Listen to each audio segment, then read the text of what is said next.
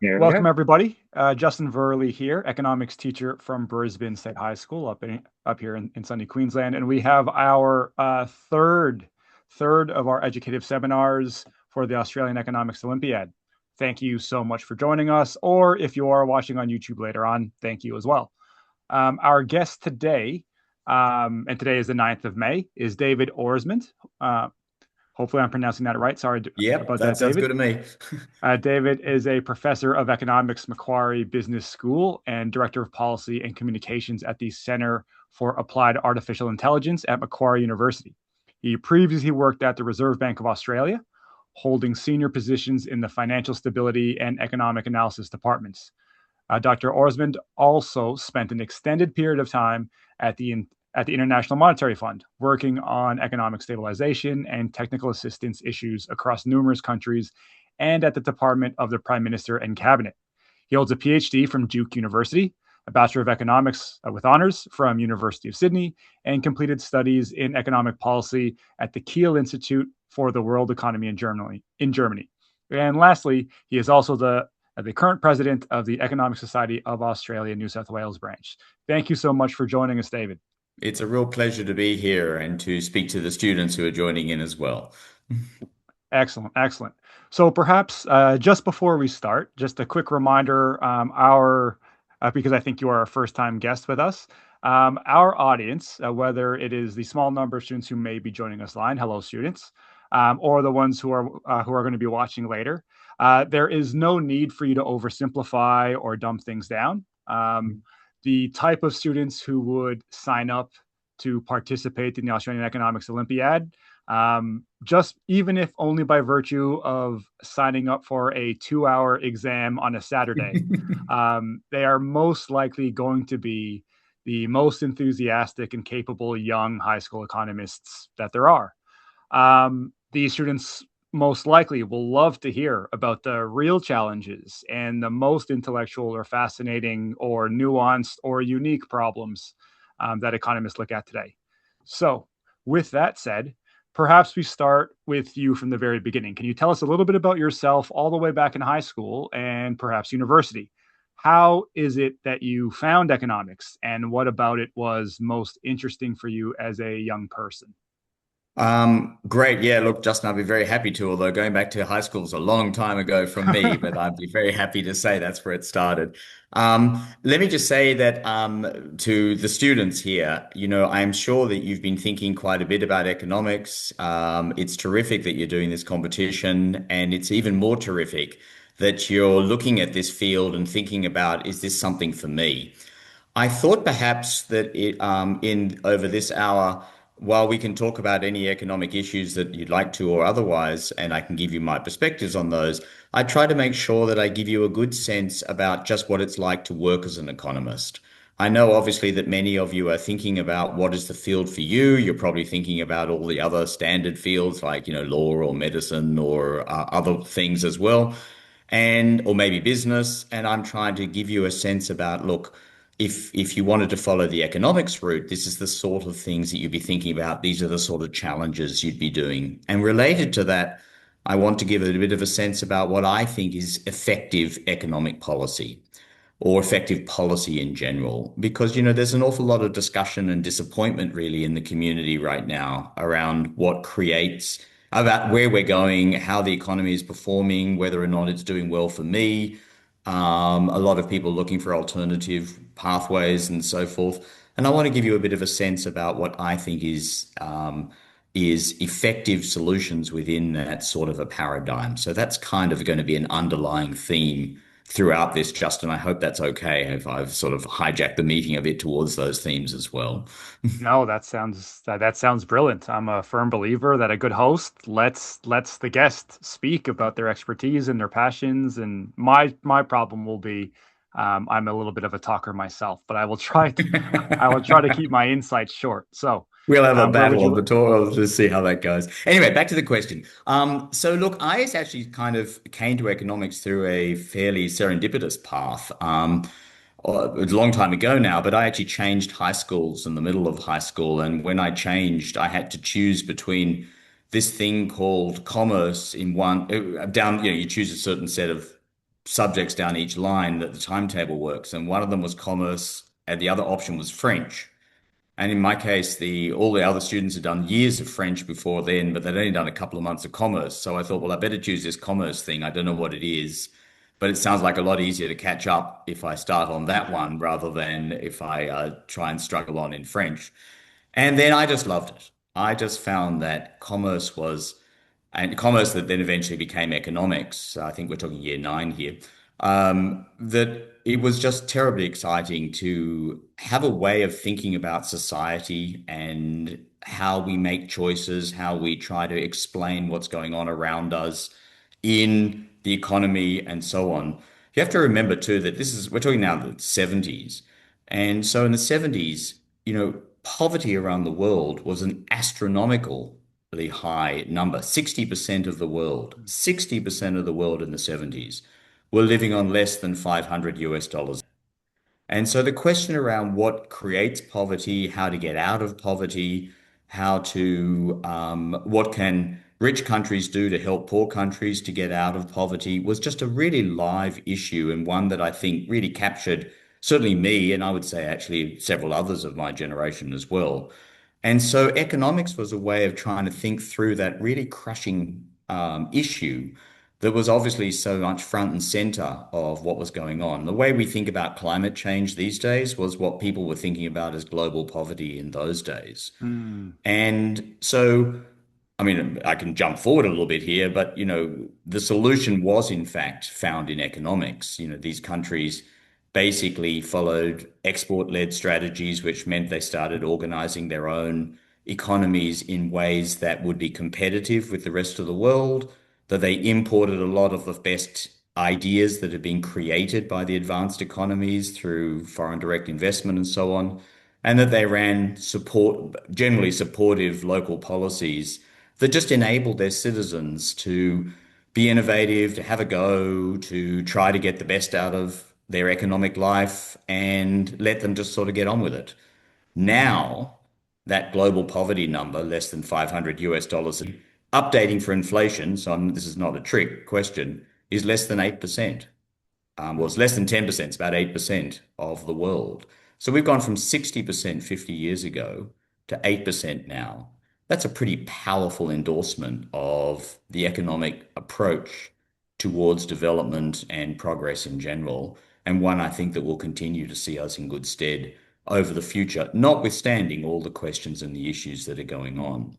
So you mentioned the word passion at the beginning.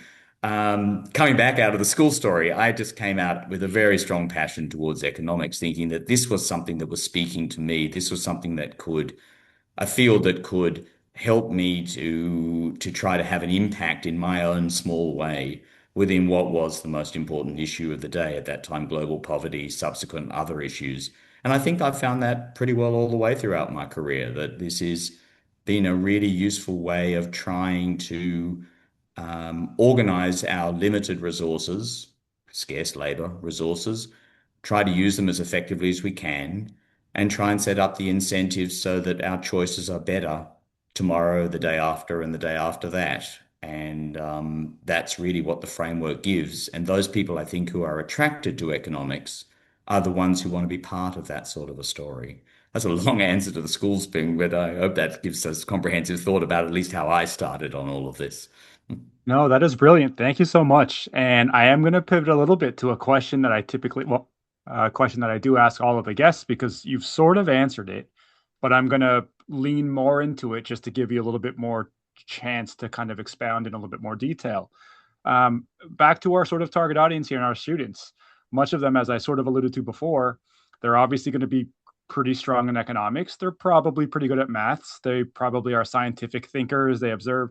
They're probably well read and follow current events. So they're staring down the barrel of, especially if they're in year 11 or 12, they're considering engineering, they're considering law, they're considering business, they're considering med. They probably get really good grades in school and are fortunate enough to have all of these options. They would qualify for any degree program in the country that they would like. And to make things even more probably complicated for them, it's a good problem to have. They probably love learning. So they would be interested in all of them. So for the so for the unlucky student who can probably excel in anything, what is it about economics where you would say, oh, that might be the most fulfilling? Yes, you could get into this degree and follow this career pathway, but the thing that might grab you if you love this blank, for lack of a better phrase, if love isn't the best word, but lack of a better one, how could the students possibly choose what? Why might they choose economics as their first preference? Well, first of all, to have a luxury of choice where you're going to be able to be interested in everything and probably excel in everything is a fantastic way to go. But I understand the essence of what you're trying to say. How does a 16 or a 17-year-old choose what's going to be the best 40-year career for them? Because you don't want to just have a career where you start all excited and it's terrific for the first 5 to 10 years or so. And then you think, well, now I've sort of got a bit bored of that. Now, what am I going to do for the next 30? Because there's a long, long way to go in a regular lifetime. So, what we said before, the passion to want to do whatever that profession does is going to be really important for you. In my case, the passion was thinking, how do I contribute to a set of knowledge and work in ways that I think can affect millions of people at a time. Mm, And if you get it right and working with other people, persuade the decision makers that this is the right way to go, you will indeed have that kind of an impact. Now, obviously, other fields have impacts as well. Doctors fix a lot of people, and lawyers, of course, keep the system honest and all this sort of thing. But you've got to decide what it is that that you think is going to get you bouncing out of bed in 20 years or 25 years' time and still feel that, wow, this is really exciting. I really like what I'm doing. And so that's a very important sort of aspect. To be a bit more specifically defined on that, economics is very poorly understood by the general community. In fact, it's kind of strange because the core economic principles are really straightforward. I mean, you can explain them to mm, someone in kind of like 15 minutes. mm, Our wants are unlimited. That's just the nature of human behavior. We can't have everything today, so we got to make choices. We might just as well make good choices rather than bad choices. Good choices are defined by using a cost benefit approach where we think about the benefits of doing one thing versus the cost of doing another. Information is really diffuse and varies by everyone. So prices are a really excellent way of trying to summarize all that diffuse information and show what the cost of something would be. And then you can evaluate that cost relative to your own personal benefit. You let the prices move around because the economy never stays constant. And then, the prices also offer some people a chance for profits, and clever people will try to enter into markets where there are lots of profits. That will erode the profit basis, and so they'll have to think about what technologies can they either invent or incorporate in order to become more competitive vis-a-vis their other players in that system. And that generates a cycle of technology, which ends up making all of us produce more stuff for each hour we work, which ends up meaning that we have a higher standard of living. And so the cycle mm, goes on. And in the advanced economies, we've been playing that trick for 250 years. In the emerging economies, they've been playing it for about, say, 40 years. mm, Um, and yet it's the same cycle. mm, Now, that's a pretty straightforward narrative. Obviously, I have left out a whole stack of it, market failures and mm, roles of government to support that system and so on and so forth, distribution mechanisms to make sure everyone's included in the benefits as the economy improves, all that sort of stuff as well. But the stories there are relatively simple as well. The issue is that the general population just doesn't see that. mm, They're full of misconceptions around sort of the lump of clay fallacy that if someone loses the job, they're never going to get it again, that profits are unreasonable, and that companies shouldn't be rewarded for their investment mm, efforts in a broad sense, that all the benefits only go to the wealthy and not to the whole population overall, and so on and so forth. So, although the evidence shows that these are simply not true, mm, in fits and starts.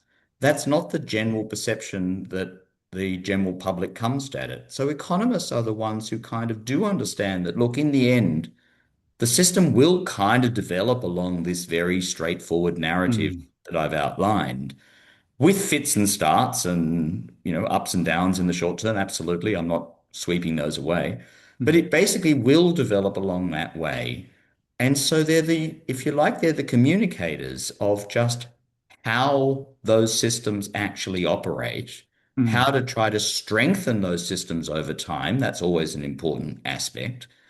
But it's a very small group of people who I think truly understand at least how the system that's worked for 250 years has brought us to the state where we are now, I don't know, what is it, 40, 50, 60 times richer than mm, 250 years ago in the advanced economies at least, and where we will continue to operate mm, over that system as well as it's well managed and well explained over the next 40 years. Well, for those of you thinking about, is this the career for you? That's the story you're entering into. So mm, you're going to have not just an excellent understanding of the framework of economics, the models that are there, an excellent understanding of the data and the techniques that you can use, econometrics or cost benefit or whatever, but also a fabulous ability to communicate. You've really got to work on how to mm. communicate with people who are non-experts in your area, especially because everyone thinks that they do understand economics. You know, no one's ever come to me to ask my views about how to build a bridge, which is probably Yeah. just as well because I'm not an engineer. I don't have any idea about how to be an engineer. But Mm, everyone seems to have a viewpoint about how the economy should be structured, what should happen to it, what's that's a good there point. from there. And that's probably good in the sense that it involves everyone's lives and so forth.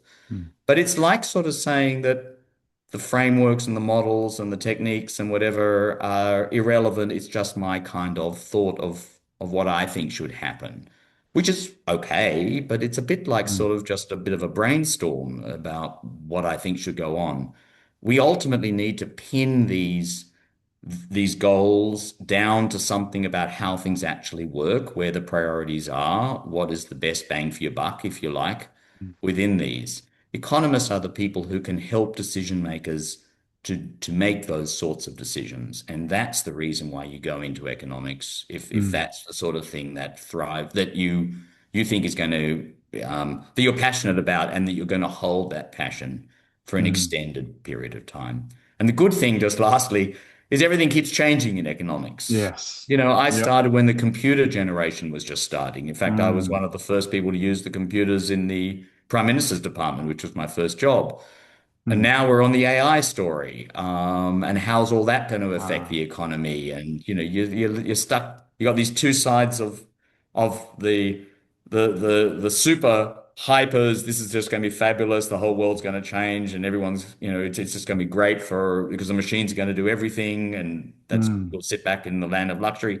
And all the doomers of my God, it's going to wipe out all jobs and I'm never going to be able to participate in this. Well, obviously, these are just extremes, and economic framework can help you to shift through that sort of um, and where the narrative is actually likely to go, and then help, as I said, the decision makers and ultimately communicating with the society about where the real issues are that we need to work on and adjust because things evolve. So that's the exciting part. The next 40 years will bring all sorts of different new changes and what makes the job fresh and new. Sorry, another very long answer, but I hope that good no, part. no, we're no worries. I can't speak. I can't speak for the students, but I myself am loving this because you hit the nail on the head. At least in the high school in the Queensland high school syllabus, it's most economics programs are 2 year courses or 3 year courses, either 10 from 10 to 12 or 11 to 12.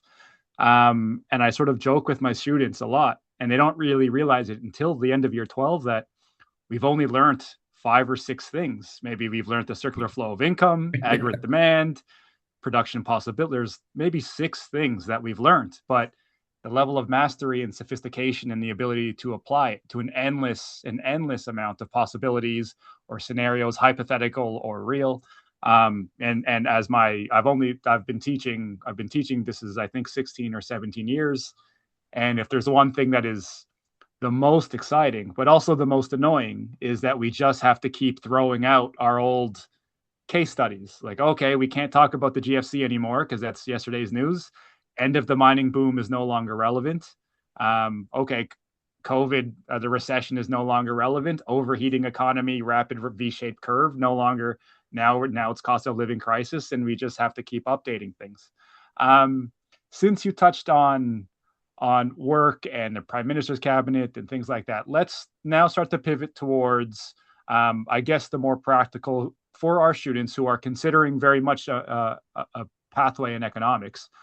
What sort of work could they expect, I suppose? And feel free, I encourage you to be as pragmatic and day to day as you're able to, because a lot of the high school students, they'll be wondering, are we spending a lot of time in Excel? Are we doing a lot of calculations? Are we interviewing people a lot on the phone? Are we reading financial or government budget reports? What are some of the early roles that you've had, and what as much as you can, what was the quote unquote the actual real day-to-day work, but also the big picture goals and problems you're addressing as well, because that's of course worthwhile as well. Okay, well, that's another very big question, so I'm not That's quite okay. sure just how long the answer should be, but hey, let me give it a try. Um, so I mean, well, as you mentioned, I started my first job at the Prime Minister's Department, the Department of the Prime Minister and Cabinet, or PM&C, and that was in the Hawke Keating period. And so, as a And sorry, junior not to, economist, I'm sorry to interrupt, but just for context for our students, this would have been your first job out of university, so after you're university, exactly. okay. So So this you're was in your when early the 20s. we're Yeah. in the mid 80s or so Yep. Yep. from there in the Yeah. sense of the time period. Perfect. Okay. So the Thank new you. government got in, and they were a very reform-minded government. There'd been a lot of stasis that had been going on in the economy for several decades, and they came in really with an idea to do a large number of things on the macro front, stabilize macro, in particular, try and get inflation down, and growth up. But they also liberalized the economy across huge numbers of sectors. We used to have in Australia one government entity that set everybody's wage rises. And can you believe it? The Arbitration Yeah. Commission is what it was called. One entity set everyone's wages. Now, of course, people set wages with their own employer and off they go and they do it. Mm, That didn't happen in the 80s. They liberalized the entire financial sector. The government used to set what the interest rates were, the lending rate, mm, the deposit rate. Now, of course, banks choose to do it in whatever way they want to. We had a whole stack of the government used to own the Commonwealth Bank and Qantas. mm, What's the government's special knowledge about banks or flying an airline? mm, Those sort of things all got privatized. So Australia looked very different in those sort of periods. And the question was, how do you take the framework of economics, combine it with politics, because that never rests, mm, and turn all that into policy and make mm, sure it's good policy? And so, while I said I was just junior, I was just watching people around me.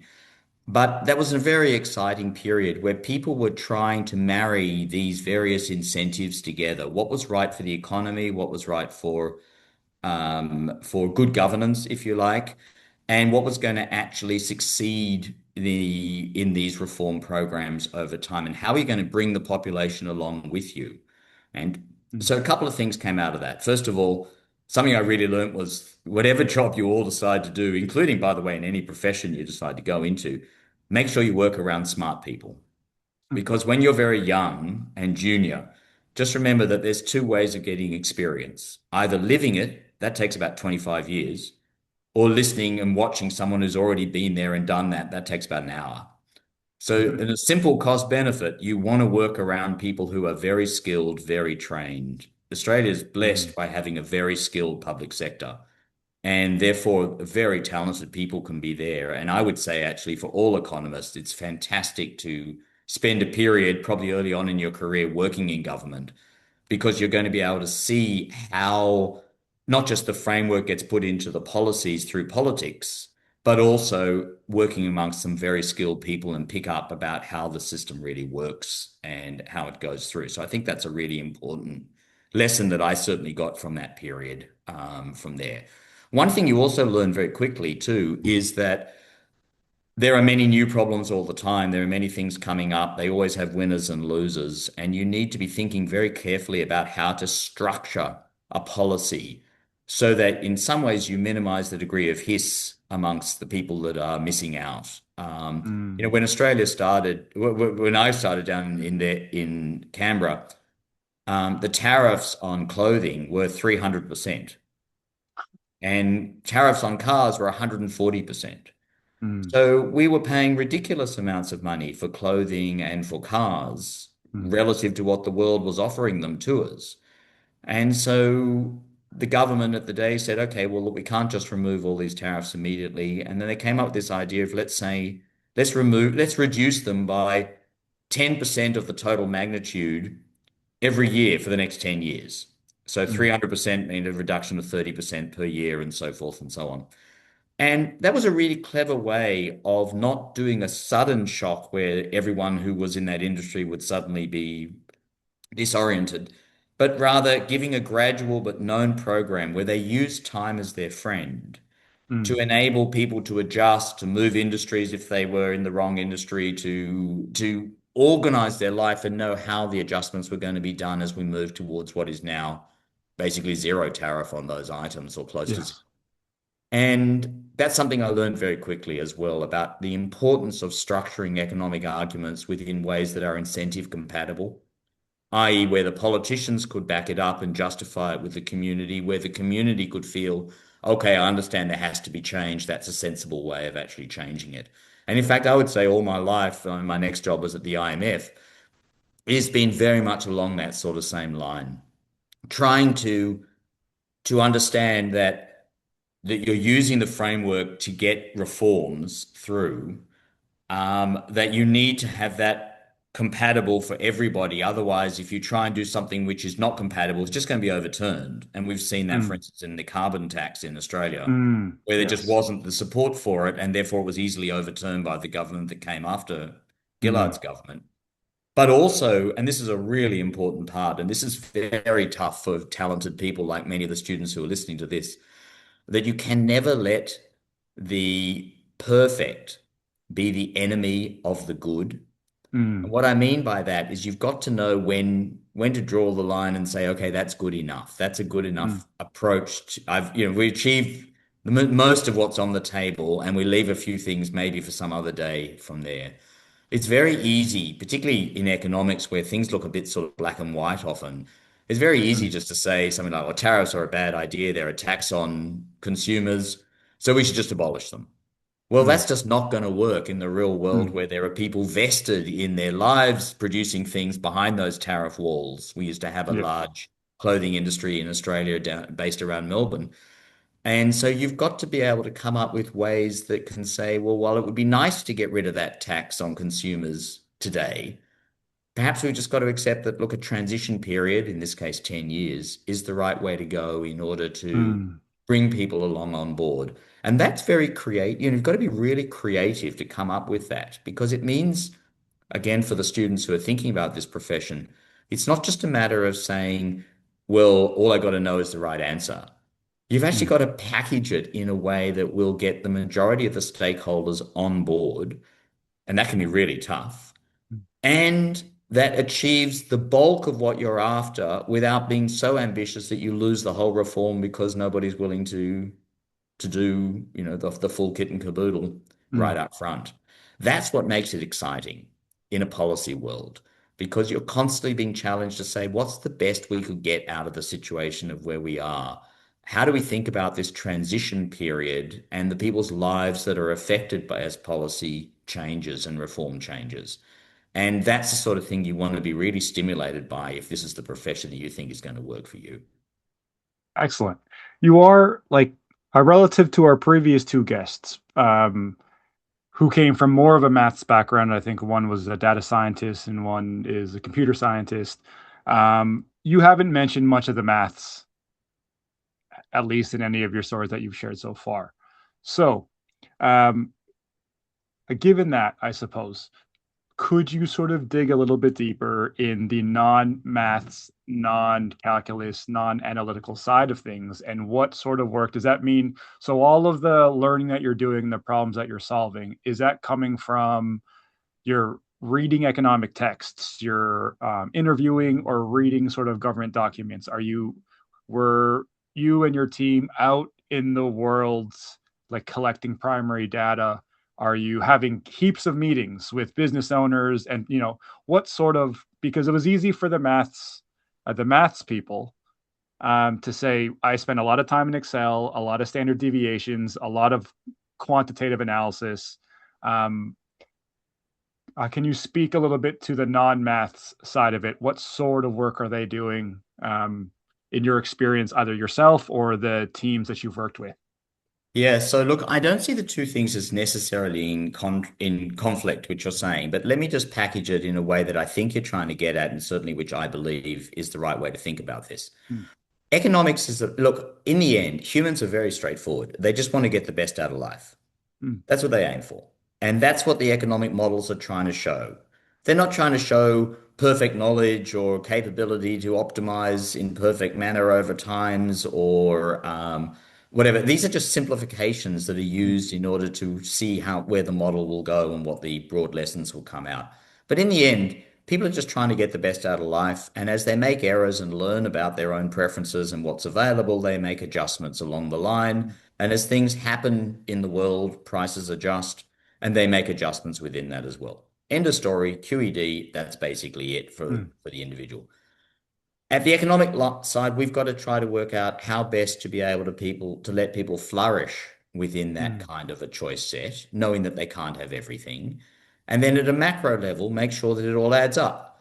That ultimately our desire for demand from all the different agents, C plus I plus G plus X minus M, that's just the demand sides, mm, equal the output side, which is governed by how good our technology is and how well it's been incorporated, as well as how efficient we are in using our scarce labor, which is essentially a trade story and mm, globalization stuff. Don't do the stuff you're not relatively good at. And then you'll produce more stuff. And the more stuff you produce, the more you will be able to consume of stuff. The mm, less stuff you produce, the less you'll be able to consume of stuff. Remembering that humans, I mean, let me backtrack just a little bit here. Humans, they're trying to get the best out of life, but trying to optimize two things. It's often forgotten that they're trying to optimize two things. One is consumption, everyone knows that, but they're also trying to optimize leisure. Everyone mm, likes unlimited amounts of leisure to do all the things that, some of that's pretty boring stuff like cleaning the kitchen and that sort of thing. But a lot of it is just hanging out with friends, going for walks outside, being with your mm, partner, and so forth. But we're all stuck by the same limitation. There's only 24 hours in a day. And every hour you work, which is contributing towards your salary and hence your consumption, is 1 hour less you can have of leisure. mm, But every hour of leisure, vice versa, is 1 hour less you can have of work and hence less consumption. So we're trying to get the best out of life by balancing these two things in our utility function, to be in a formal sense, mm, and trying to work out how best to grapple with that as the world around us keeps changing. That's the framework. That's the big picture. And I already went through some of the simple lessons and so mm, forth that we did beforehand. Now, as you say, none of that involved math. There is a heap of math that can sit underneath all of that. mm. But it's not necessary to tell a story. It's Yeah. not necessary to convince someone that, look, you can't have everything today because we need better technology before you'll be able to consume more. Mm, That means we've got to use putting better stuff into the machines we have so they do some of the work for us. That mm, means the AI revolution must be a good thing if we're going to be able to put it in the machines and get them to do some of free up some of the labor hours that we're currently spending on activities. And we can use those labor hours for doing something else, either working on something else or taking more leisure. So you don't need a picture or any math to actually do that. You don't even need any Excel sheets or mm, econometrics or otherwise. What you do need the math, in particular the models and so forth, to do, or the technical side, is there are many ideas of things that move in the right direction. I just told you one of them. If we get more AI to do the work for us, then we'll be able to have more hours or more time to ourselves, which we can use for either other work or leisure. Haven't told you anything about the magnitudes. So, economic models or the framework that I just spoke to you about earlier on when we started this conversation, that was always telling you about the directions. But if you want to work out, okay, but within the directions, what's going to give us the best bang for our buck? What's going to give us the highest return for each dollar we spend if it's, for instance, a government's investment program, or whether a company should do a $5 billion investment in one mine or another mine or whatever. You need to ground that down in data. And that's where the math comes into it. That's where the econometrics comes in and those sorts of things, where you're trying to work out the magnitudes, not the direction. You already probably got a good idea of the direction, but you're Mm, trying to work out what matters most. That's where the mm. cost benefit analyses come in, because you're trying to say not just if we reduce taxes, would that promote investment? Yes, it would. How much investment would How it much and promote is it if we enough? reduce Yeah, the would it be taxes? enough? Yeah. And that's what you need the math for. But I would really encourage students to not be worried, not get, not Mm. definitely never don't do economics because you're worried about the math. Math is just a language. If I Yes. all told you, please speak to me in German right now, many of you, apart from the few that can speak German, would say, I have no idea how to speak German. But if I told you, okay, German's just a language, if you learnt it for the next year, would you be able to speak German in a year's time? And many of you'd say, well, I wouldn't be perfect, but I could have a reasonable go at it. Math is just like that. It's just Mm, a language. It's a way of defining a particular problem down. It's not the problem. The problem is mm, not math. The problem mm, is these broad frameworks, as I've just said, the ways of understanding the directions. It's just a way of pinning it down better. So I don't think I've used any particular fancy math to do mm, anything that I've done. I can assure you, when you go into countries like, I don't know, Sudan or Turkmenistan or Poland or whatever that I mm. went to at the IMF, I don't think I ever saw a math equation anywhere. Yep. I saw a lot of Excel spreadsheets as you're trying to put data together and trying to make, things so that they add up. Lots of stuff on the budget and trying to see where the budget problems are, how they link into the monetary sector or the balance of payments or whatever. But this is just straightforward, Mm, easy sort of stuff. So even at the math level, there's the sort of relatively straightforward things, the spreadsheet like sort of yep. thing, and then the more complex stuff. I would just say one more thing though on the math, which is an overlooked facet, that the more you play with numbers, the more you realize where policies are, where the opportunities lie, where the vulnerabilities most lie in the advice that you're giving. So I used to spend hours and hours just trying to get spreadsheets to add up and so on. But it taught me a great deal about what policies I should be suggesting and recommending, because that's where I found out where the biggest bang for your buck was, the priorities of these issues. And one thing I really learned at the IMF, which I went to after the PMC, is the importance of focusing on priorities. Mm, I was res rep in Ukraine for a while, which meant I lived in the country and ran the IMF program, if you like, from the country. And when I arrived in Ukraine, output had fallen by 60%, 60, not six, mm. 60%. Inflation was 10,000%, which kind of makes our 3.5% look pretty puny. Um, Barter was more than half the economy. People were not dealing in cash in any way. It was Mm, worthless. And people's lives were actually terrible. mm. And you get in, and everywhere you look, you just see problem after problem after problem. And then you meet the government, and they say, yeah, yeah, things are really bad, but we're a real reform-minded government, which in fact they were at the time I was there. And they say, tell us the three things we can do. And he said, well, there's not three things you need to do. There's 300 things you need to do. And they said, no, we can't get 300 things through Parliament and through our constituents and our various business people that we've got to keep happy and all that. We can do Mm, three. So tell us the three most important things and mm, leave the other 297 on the table. We'll get to mm, those some other day. Well, you've really got to use your smarts and your confidence and your framework and your training to start saying, okay, Amongst all these things, which are the things that are most likely going to have the biggest bang for your buck? Where do the data suggest, but frankly, don't rely too much on that because the data are just as confusing. You get confused at a higher level the more you use data, not actually being able to resolve your problems. So you just got to use that intuition that says, well, these are the three or four things that I think would make a Mm, really substantive difference. And when I was in Ukraine and there was a team back in Washington, and we came up with three or four things in the end, I think we did. And that's what they did, and that's the only thing I worked on for 2 years, just living in Ukraine, was those four things, getting them in place. And the country grew at 10% a year for 5 years in a row. Now, mm, if you start at 40% of GDP from where you were, I suppose it's not that hard to grow if you mm, get the parameters right. But the point is to say, a bit back, linking back to what I said beforehand, you've got to align the incentives of the environment you face with what you know to be the right way forward to get economies to grow or to get things happening, reform sticking.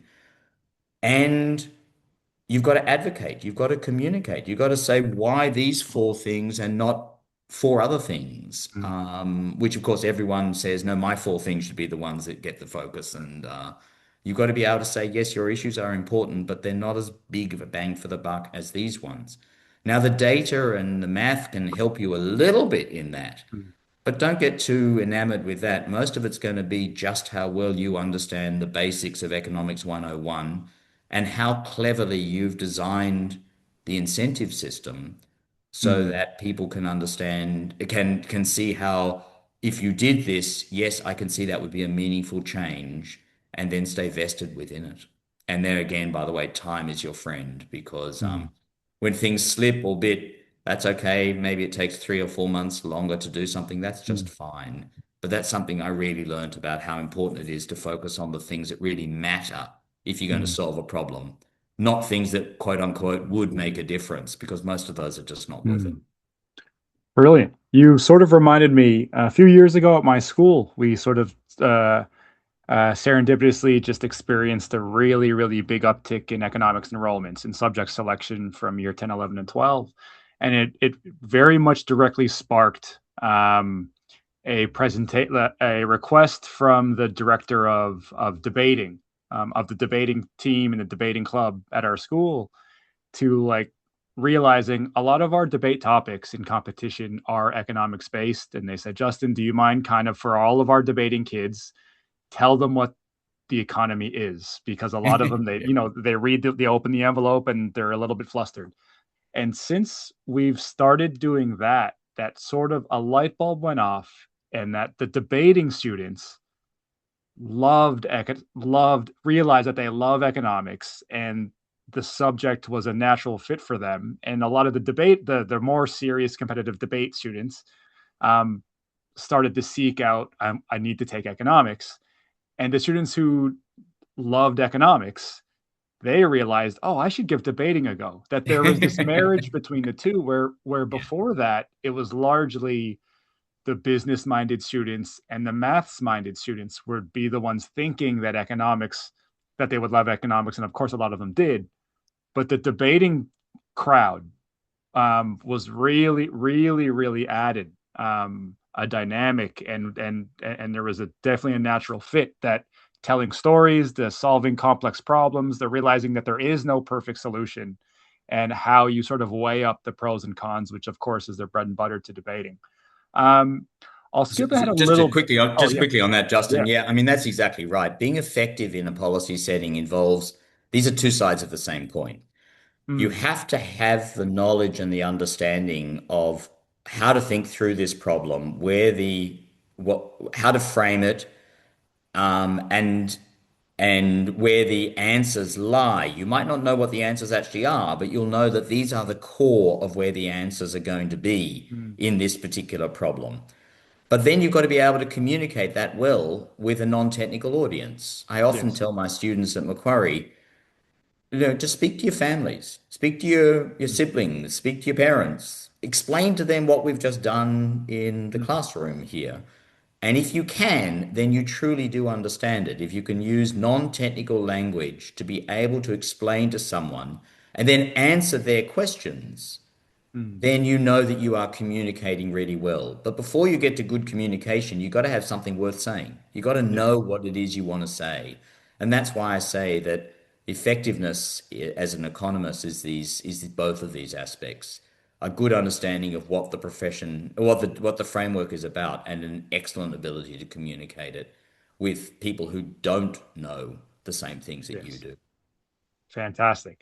Okay, so since you mentioned you brought it up, we'll segue now to your current role at Macquarie University, and especially the Center for Applied Artificial Intelligence. Of course, AI is a hot button topic for, again, lack of a better phrase.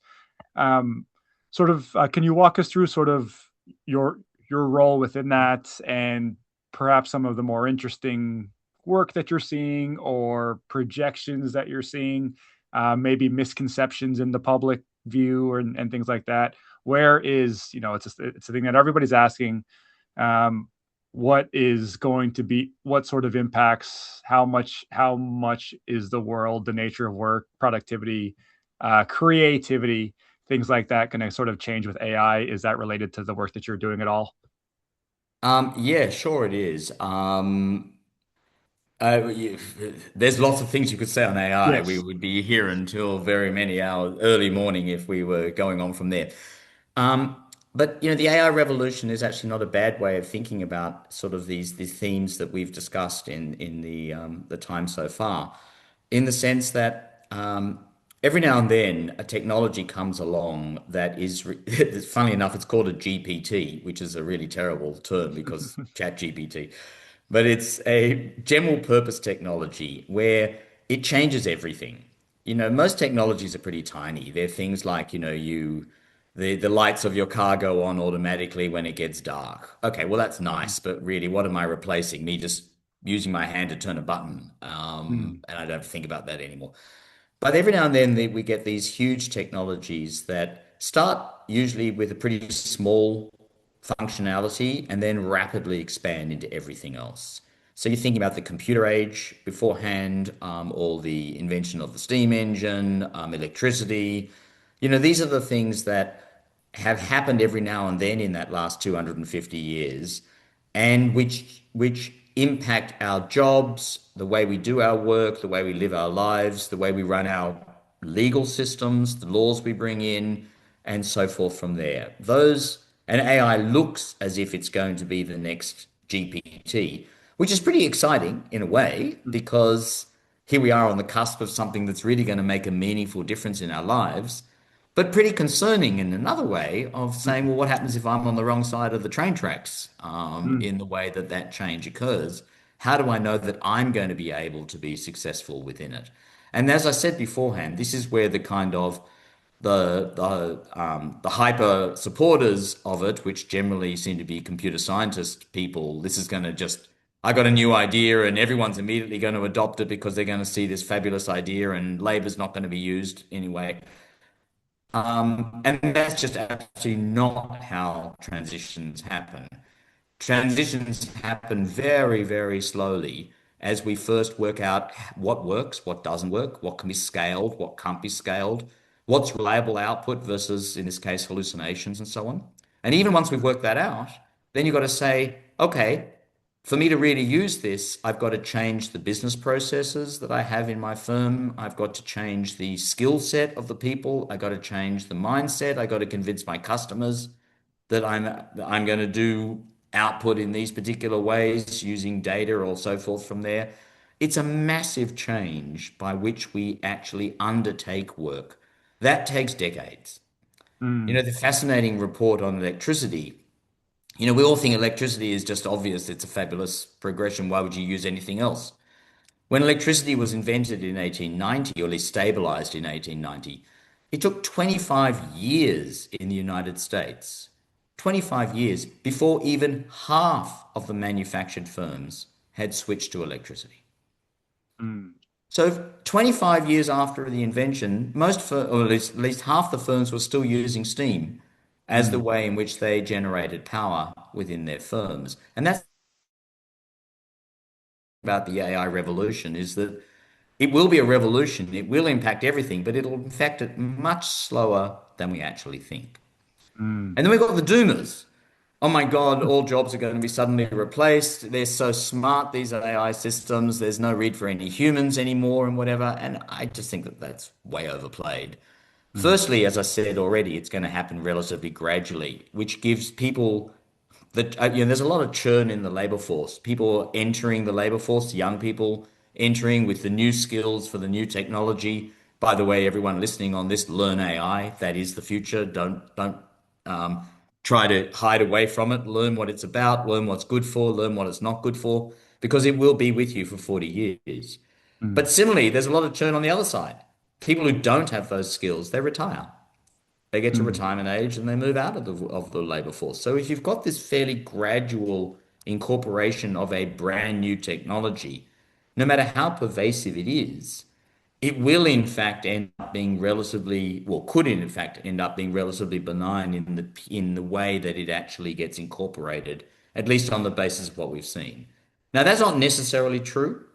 It could be much faster than we think in terms of the way that firms are able to incorporate it and pick it up. It builds off the computer revolution. And so to some extent, we already have the machines in place that are needed to use AI techniques. It could end up being that we don't train up the young people fast enough in the skills they need Mm. to be able to use and augment the machines. And that means that the people who do know AI are going to get a huge wage, whereas everyone who doesn't know AI is going to actually really struggle. It could be that we end up sort of saying that look, for new students entering the workforce, AI can do a lot of their functions, and so we don't really need new people, but we really need to hire people who are 5 years in, 5 years out of uni, and they've all learned all the business skills. Well, that's obviously a time inconsistent Mm. problem because there aren't enough of those people who are five Yep. years in if you're not taking any new people in all the Yep. time. And so there's all sorts of questions that come with how we manage this new revolution, how well we're on ahead of the curve, really, and how well in particular, and I think this is a really important part, it comes back again to what I was saying in many of my comments before. How well are we holding people's hand and convincing them that, look, we've got your back here. We Mm. understand what the issues are. We know we're being proactive in how we do the training, how we think about keeping humans in the loop, how we think about regulation to make sure that what the companies do with our data are in line with social expectations, and so forth and so on. None of these are really resolved at the moment, but all of these are going to be very important aspects of the way that people feel about the AI revolution, whether they feel comfortable with it, as some countries do. China, the citizens in their surveys say they're very comfortable with AI, or really fearing the AI revolution, like the United States, where Mm. when they do surveys, people are really, really worried about it as to what it's going to Mm. mean for them, what it's going to mean for their jobs. And a lot of this is going to come down to the way that government policies and the community in general starts thinking through what's likely to happen, start being proactive in setting in place issues now so we can manage the potential Mm. downside risks. And all the while, try to take advantage of this AI revolution because, after all, it's going to be a terrific boost to productivity. If even half of what the hypers believe, it will add to our Mm. productivity, add to output per person. And in the end, that's what's driven up our real wages over time. That's what we want. That's why we like technologies. They increase our real wages over time. They increase our standards of living. But we need to make sure that both the opportunities and the risks are really well managed throughout the process. Now, that's a very general answer, but Mm. we're only a few years in since the release of ChatGPT, 4 years now, I think. Mm. So it's not surprising that we would still be at the very general levels. But I can Mm. absolutely assure all of you who are listening to this podcast today that this is your future and you will be dealing with this for a very long time. Learn as much as you can about it, both its strengths, its weaknesses, and as it evolves, continue to stay at at the forefront of those changes because that will make you attached and make sure that AI is augmenting your workforce and not replacing you. Mm, excellent. I think you've sort of given some hints here and there to this next question. I love discussing or asking our guests, our panelists, uh, are there any economic issues that you feel are kind of like under discussed? Not necessarily because of how important they are, but just any economic policy or problem, whether it's in Australia or elsewhere, that you sort of feel like we should know more about this. This should be a thing that is on the news or covered a little bit more. I wish there were more post grad students doing a little bit more research. Any under discussed economic issues or things like that. Look, I'm going to answer that in a rather unusual way. First of all, it's a great question. And I think that I'm not going to answer it the way you're actually thinking there. I think the things that are under discussed is is the youth perspective on many of the economic challenges we face. You Mm, know, societies, if you like, let's just broken up into young people, middle-aged people, and old people. And we tend to think about issues very much from the middle-aged sort of focus and to an increased sense the older people. I don't think we think enough about what young person's perspectives on these sorts of things. So if you take issues like, I don't know, tax reform's a great issue. So, you know, right now, the demands on government to spend money on all sorts of things are very high, and the government is gradually spending more money on that as they have over most governments that we've had. But it's got to be paid for. But they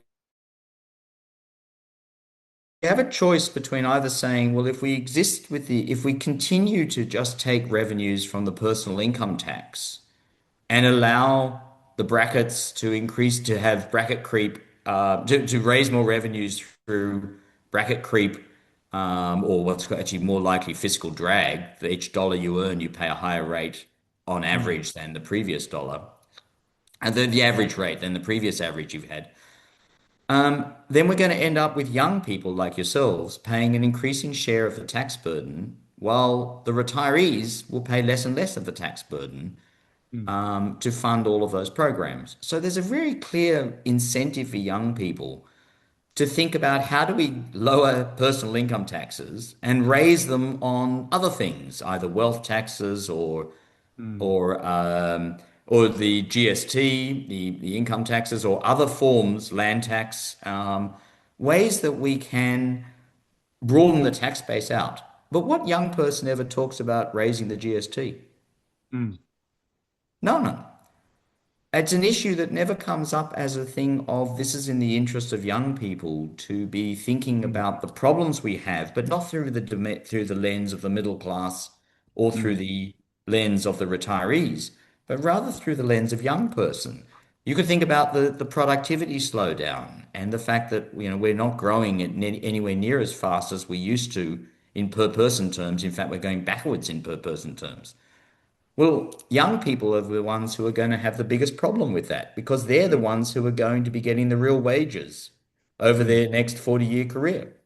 So, unless we start addressing the productivity problems, it's the young people who are going to be the ones most hurt mm, by that, in the sense of being able to enjoy the growth in their standards of living that all of us have seen, or certainly I've seen, and Justin, you as well, during mm, your working period so far.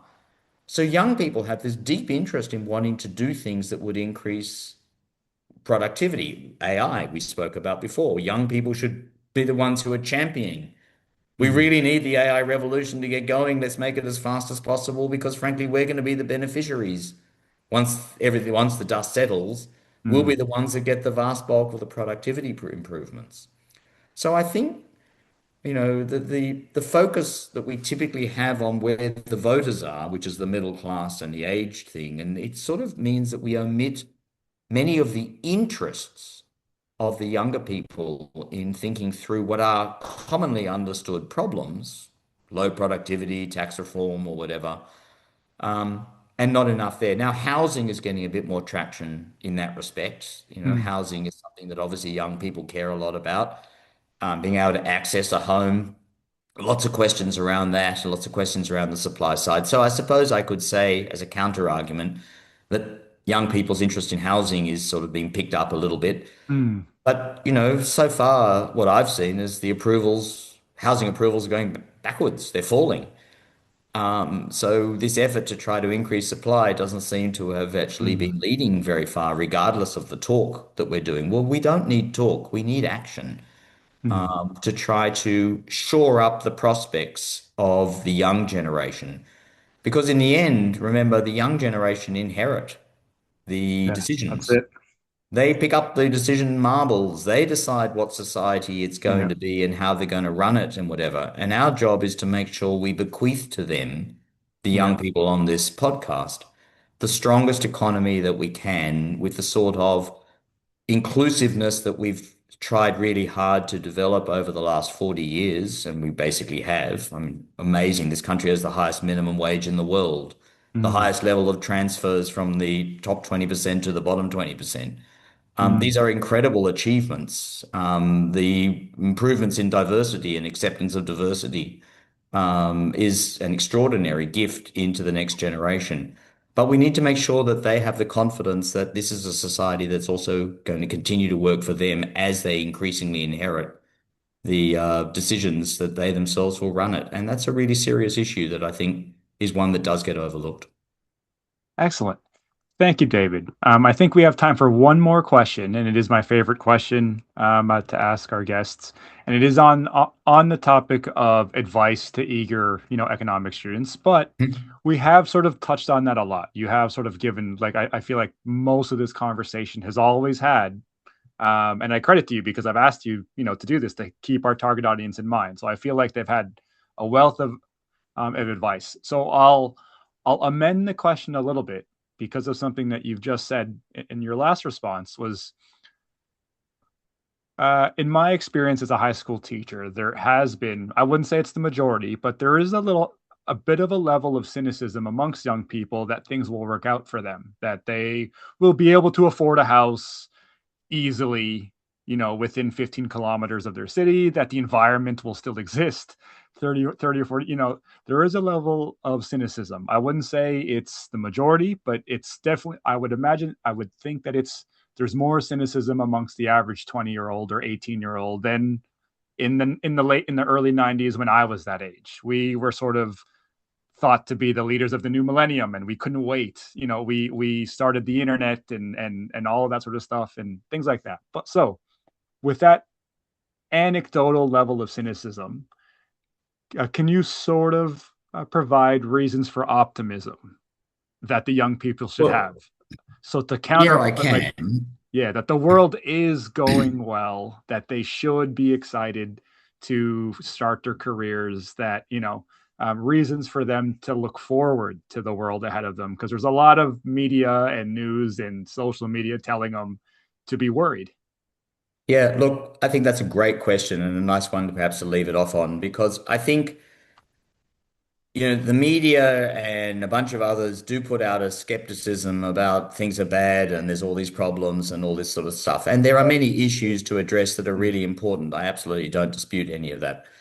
mm, But there's a great deal that the young people are picking up that is an amazing gift. I already mentioned some aspects. You're picking up a society that's been incredibly successful at inclusiveness, mm, diversity. Wages today are 60% higher in real terms after inflation than they were when I started working. So mm, we're talking about a level of consumption of opportunity, which is vastly better than when I started work 40 years ago. These are the gifts that come to you as the young generation. And you know what? You don't pay anything for them at all. They're just part of what gets bequeathed from one generation to the next. All the capital stock we've built, the government processes that we've built, the internationalization of the economy, if you like, the migrant program and the diversity that came through that. All of this is granted across to the young generation. To some extent, you've heard that story of standing on the shoulders of the previous generation. yes. We're not quite in that form, but it's basically like that. And that's where you are. Now, we've given you a bunch of different problems to work on as well, climate change and rising public debt and slow productivity. Yeah, yeah, sure. I'm not disputing all of that.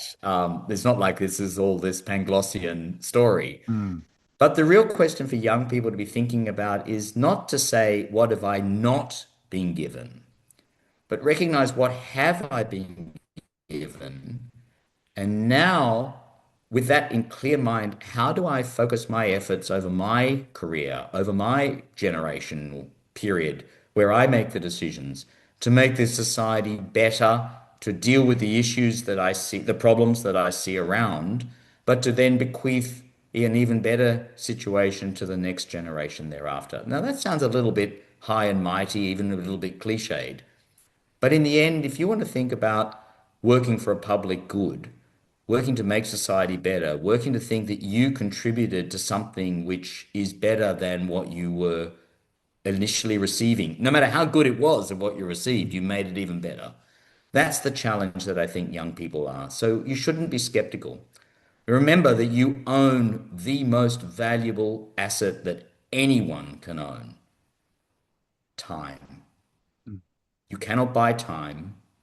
Nothing I can do to buy extra time. I can't mm, do that in any way at all. Young people have it through their youth. Well, mm, don't waste it because it mm, depreciates at a very known speed. It's called the speed of time.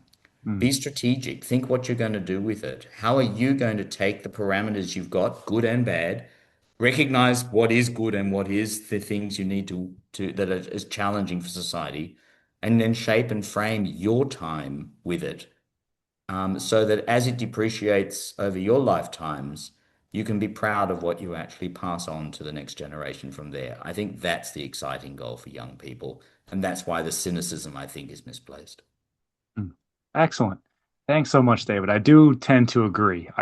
For my students who sort of think this way or ask this type of question, I sort of try to help them reframe their cynicism as concern and that level of concern that they have, that their generation, that they're worried about housing, that they're worried about inclusivity, that they're worried about um, the trustworthiness of their government is a strength that they have, that they are more, in my opinion, the younger people today, the younger students of today are more reflective and more tapped in to the way that the world works and what they can expect more, at least in my generation. And I think that that's a big, that they're less likely to be fooled, I think. Um, and they are a little bit more attuned to the challenges in front of them. And I think that that is, while that might not be a super pleasant um, thought, I do think that that's a strength that they have, that they're more, and the evidence suggests that they're more civically engaged. They're more eager to vote. They're more keen to start their own businesses or volunteer and travel and all of that sort of stuff. David, I think that as much as it pains me, I would love to keep this going for as long as you would be happy to, but we do have to go. Thank you so much, David Orsmond, for a wonderful conversation. The AEO and our students involved are forever grateful. Thank you so much. You're very welcome. And again, all the best to the students, both in terms of the near term, the competition coming up, as well Mm, as in your final year at school and whatever career you finally do. Just think, what is the passion I'm going to do and what's the impact I'm going to have? And all the best to you. excellent. Thank you so much, David. Okay, you take care, everybody. For everybody else who's tuning in, we have one more of these next week. And until then, I'm Justin Virly, Australian Economics Olympiad. Thank you very much. Bye bye.